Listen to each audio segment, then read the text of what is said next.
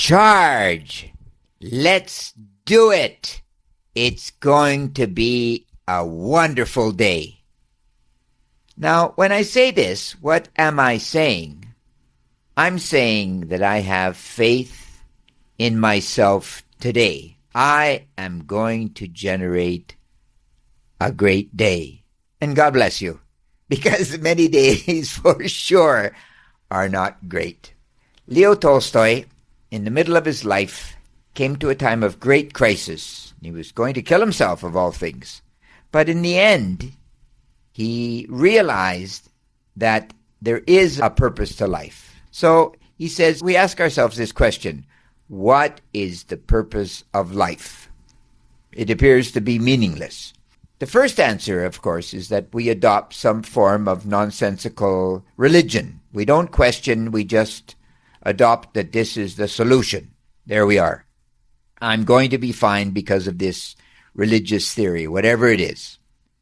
Christian, Muslim, Taoist, etc. Secondly, I say there's no purpose to life, but I'm just going to have a good time. I drink a lot, I take a lot of drugs, if you will, relationships, try to make as much money as possible, etc. The third way, what is the purpose to life? No purpose to life? I might as well just kill myself. Just kill myself. Be over with it right now. The fourth way, of course, is that I don't kill myself because I'm a coward. I'm just living a life of fear, and I'm going to continue life along in this fearful state until the very end. And then the fifth way, which is Tolstoy's prescription, faith. And in this case, he means, of course, faith in God, as he sees God. I would like to extend that to faith in yourself. Who's the first person I must have faith in? Well, obviously the answer is me. I must have faith in me. But, Jay, that's hard to do.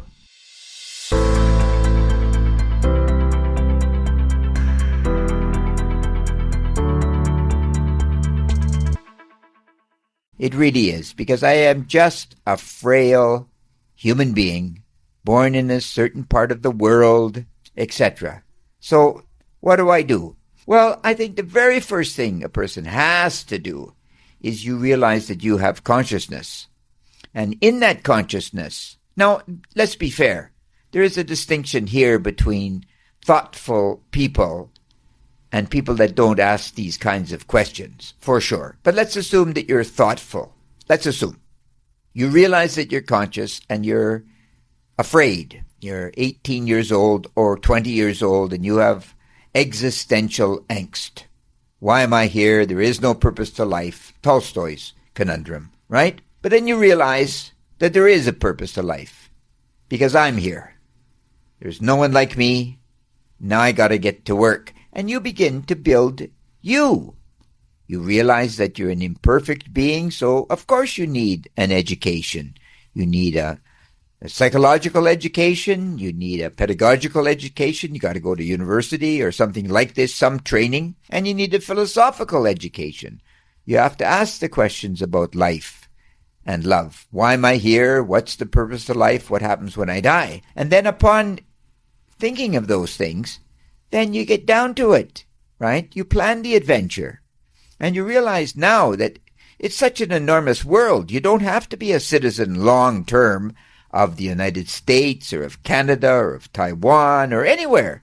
You're free for the most part. Yes, this is fair to say that not everyone is free, and yes, there are bad circumstances, etc., etc. Sure, but 10% of the population is foolish.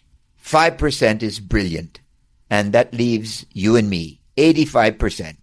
And most of us, wherever we exist on this earth, have the opportunity to achieve success as we define it. And if you just read the history of people, you will realize that this is profoundly true. I was reading the other day that Pushkin, he was the first Russian in the early part of the 19th century who actually wrote in Russian before everyone wrote in French. So he was apparently very, very radical for his time, and that's why he's so revered. But his great-grandfather was actually a black slave who had been given to the Tsar of Russia as a gift. And the Tsar realized that this man was very, very clever, and eventually he freed him and he knighted him, and this man went on to marry well, etc., etc. So, gosh, if this can happen to Pushkin's grandfather, it could happen to anyone.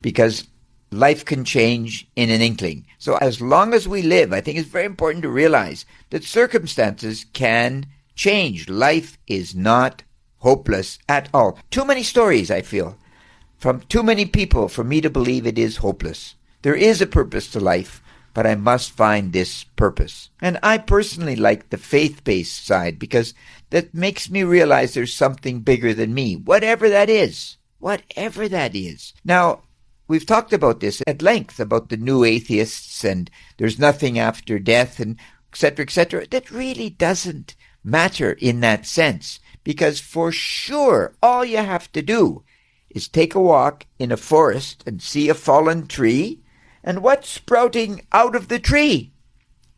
New life. New, wonderful life.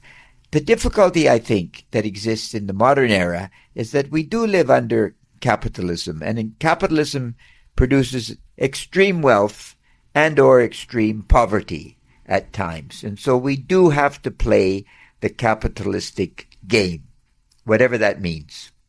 Now, if I'm going to be free, don't be a wage slave. A career is a must. Why? Because a career, in theory, should give you training such that you can ultimately work for yourself in some capacity. Now, you could work for a very large company and still be working for yourself.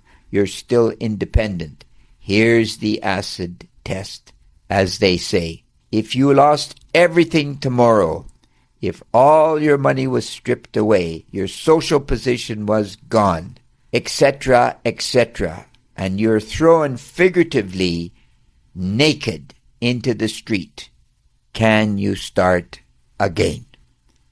And the answer has to be yes. Now, throughout history, there are many examples of no. People have killed themselves or descended into drugs or alcohol or just given up, basically. But that's not you, is it? For sure not. For sure not. Because you know you've got something to accomplish in this life, whatever it is. And maybe you're 18 years old and you don't know what it is. You got to document your notebook. Of course, write in your notebook. Find out what your thoughts are all about. Who's my teacher? Myself, etc., etc. Get down to it. Stop being lazy. I mean, that was the biggest curse, I think, in my life, is I was a victim for a period of time. Poor me. Born in a small town. Poor me.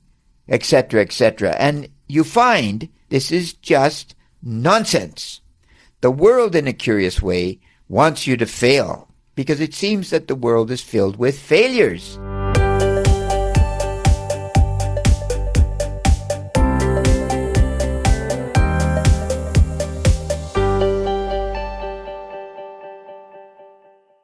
But not me, right? Not me. Not you. We're going to accomplish something in this thing called life. And it's going to be fun. Leave you with the thought. I was reading about the granddaughter of Tolstoy.